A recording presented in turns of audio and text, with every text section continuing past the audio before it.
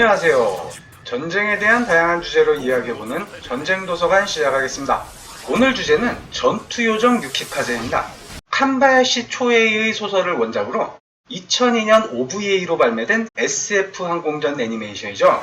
애니메이션이 발매된 지 20년이 지난 2022년 현대 항공전 기술은 어디까지 왔을까요?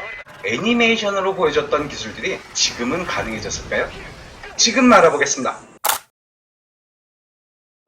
주인공 후카이 레이가 탑승하게 되는 FFR-41 메이브는 애니메이션상에서는 원래 무인기였습니다. 소설 설정상으로는 원래부터 유인기와 무인기 버전 둘 다 개발했다는 거였기에 애니메이션에서는 조종사 블록을 교체하여 쉽게 유인기로 개조합니다. 유무인 통합 플랫폼이었기에 후카이가 탑승한 유인 전투기 메이브와 인공지능이 탑재된 무인기 레이프가 5위 공중전을 펼치기도 했죠. 주인공 기체뿐만 아니라 페어리 공군 주력기인 FAE 팡2도 유인기와 무인기 버전 둘 다 등장합니다. 유무인 통합 플랫폼이 일반적인 게 페어리 공군의 상황이었던 거죠. 유무인 통합 플랫폼 참 편하지 않습니까? 필요에 따라 파일럿이 탑승하는 유인기도 되고 무인 시스템을 탑재하는 무인기도 되는 겁니다. 일찍이 유인 전투기를 무인기로 개조하는 건 미국에서 많이 있었지만 전투를 위한 무인화가 아니라 미사일 표적으로 사용하기 위한 용도였습니다. 인공지능도 필요 없고 컨트롤러로 무인기를 조종하는 기술적으로도 크게 어렵지 않은 기술이었죠. 현재 미 해군은 슈퍼호넷을 대체할 전투기로 FA-XX 불리는 차기 전투기 계획을 갖고 있는데 이 FA-XX가 유무인 통합 플랫폼으로 개발될 가능성이 높은 상태입니다. 공개된 CG 아트들에는 유인기 버전과 무인기 버전이 함께 비행하는 모습이 공개되기도 했죠. 무인기가 있다면 이 무인기들을 지휘할 수도 있어야 합니다. 그리고 이런 무인기 지휘의 정점은 유인기와 무인기가 하나의 편대를 이룬 상태로 무인기가 편대장의 의도를 반영하여 반자율 혹은 자율 전투를 수행하는 거죠. 호주는 보잉사를 통해 로열 윙맨이란 프로그램을 진행 중입니다. 슈퍼호넷 전투기 같은 유인 전투기와 한 팀을 이뤄 비행하는 MQ-28A 오스트밴 무인기를 개발 배치하는 프로그램이죠. 세계 군사 기술의 선두주자 미국도 이미 오래전부터 이런 무인 전투기 지휘 기술을 개발 중입니다.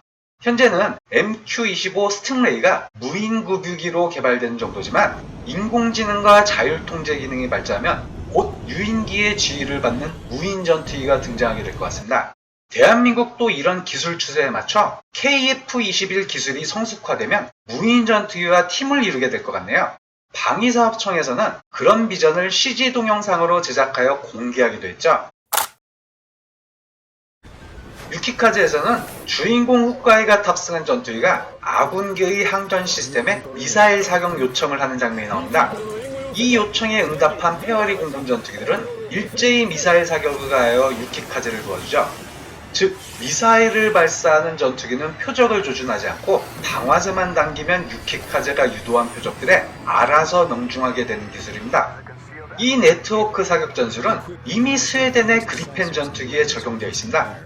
일명 벨로피레터 점술이라 불리는 기술인데 선두의 전투기가 표적을 조준하고 미사일을 발사하면 이 발사된 미사일을 후속하는 아군 그리펜이 인계받아 중반 유도를 해주고 미사일을 발사했던 선두 전투기는 바로 회피 기동을 해준 겁니다. 이렇게 하면 적과 근접해야 하는 선두 전투기는 위험 범위에서 이탈할 수 있으며 보다 안전한 거리의 후속기가 대신 유도해 주는 거죠.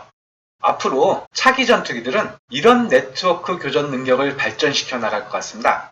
전투기 조종사 개개인의 능력도 중요하지만 미래 공중전에서는 이런 팀 플레이가 더 중요해지지 않을까 하네요. 다음은 전투기 탑재용 레이저 무기입니다. 옛 성현이 이르길 거대 로봇과 광합병기에 열광하지 않으면 남자가 아니라고 했었죠. SF답게 유키카제에도 레이저 병기가 등장합니다. 애니메이션 마지막 전투에서 유키카제와 편대 비행하는 플립나이트들은 레이저를 이리저리 발사하며 잼의 대군을 돌파하죠. 지상 발사, 함상 발사형 레이저 무기를 개발해온 미국은 전투기에도 레이저 무기를 탑재하려 하고 있습니다. 셀프 프로텍트 하이 에너지 레이저 데몬스트레이터 프로그램이란 명칭으로 전투기 탑재 포드형 레이저 무기 개발 계획을 진행 중이죠. F-15에 우선 장착하는 것을 목표로 하고 있는데 아무래도 비스텔스 전투기의 외부 포드 형태로 달아주는 것이 기술적으로 보다 쉽기 때문이겠죠. 기술이 성숙되면 F-35 같은 스텔스 전투기는 물론 미국의 차기 전투기들에게도 이런 레이저 무기가 탑재될 것 같습니다. 기총의 시대가 지나고 미사일 시대를 거쳐 이제 레이저 무기의 시대가 오게 됐네요.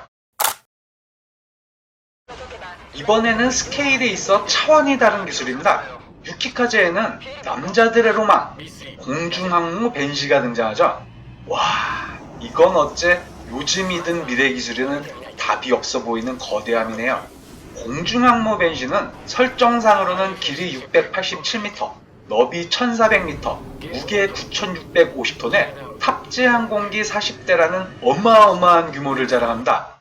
규모를 제외하고 항공기에 작은 항공기를 탑재하여 발전시킨다는 기생전투기 개념은 예로부터 있어 왔습니다. 그 중에서도 가장 유명한 기생전투기는 B-52 폭격기에 탑재하려던 XF-85 고블린입니다. 좀 귀엽죠? B-52 폭격기는 그 장대한 작전 반경을 따라와줄 호위 전투기가 없었기에 이렇게 폭격기에서 출격하는 전투기를 만들려고 했던 겁니다. 하지만 폭격기에 탑재하기 위해 지나치게 소형화하여 과연 적 요격기와 맞상대가 가능하냐는 문제와 비행 중인 B-52에 어떻게 다시 돌아오느냐는 기술적 문제로 인해 폐기됩니다. 그런데 소형 무인기가 등장하면서 엄마 비행기에서 발진했다가 다시 엄마 비행기로 돌아오는 것이 가능해지고 있습니다. 미국 다파 방위고등연구계획국에서 연구 중인 그램린은 소형 무인기를 발전시킨 후 다시 회수할 수 있는 기술을 개발 중입니다. 그램린은 정보 감시 정찰에 사용할 수 있고 20회 정도 사용이 가능하며 저비용이지만 수명 제한이 있는 비행체를 목표로 한다고 합니다. 물론 이런 기술이 성숙화되면 전투에 사용할 수 있는 무인기도 발진과 회수가 가능하게 되겠죠. 마지막으로 적으로 등장하는 잼이 사용하는 기술, 군집 비행 기술입니다. 유키카즈에서는 수천 수만의 잼들이 집단을 이루어 비행하는 공포스러운 모습이 등장하죠. 현대에도 무인기를 사용한 이런 군집 비행 기술이 개발 중입니다. 무인기 하나하나 따로 컨트롤하지 않고 인간이 특정 명령을 내리면 무인기 집단이 명령을 수행하며 알아서 충돌하지 않고 비행을 하는 겁니다. 왜 이런 군집 비행 기술이 주목받고 있을까요? 혹시 엔젤 헤즈 폴른이란 영화 보신 분들 계신가요? 이 영화에서 대통령 암살에 동원되는 무인기들이 등장합니다. 개떼처럼 달려들어 대통령 경호실 요원들의 요격을 뚫고 공격을 가하죠. 영화에서 묘사된 것처럼 상대 요격을 뚫고 목표물을 타격하려면 많은 수의 무인기가 집단을 이뤄 방어망을 돌파하는 것이 유리하고 이런 대집단이 공통 목표를 공격하기 위해서는 군집 비행 기술이 필요한 겁니다. 어떠신가요? 20년 전 발매했던 애니메이션에 등장했던 SF 기술들이 슬금슬금 현실화되는 게 느껴지지 않습니까? 저는 한편으로는 기술의 발전에 경탄하면서 또 다른 한편으로는 무섭기도 하네요.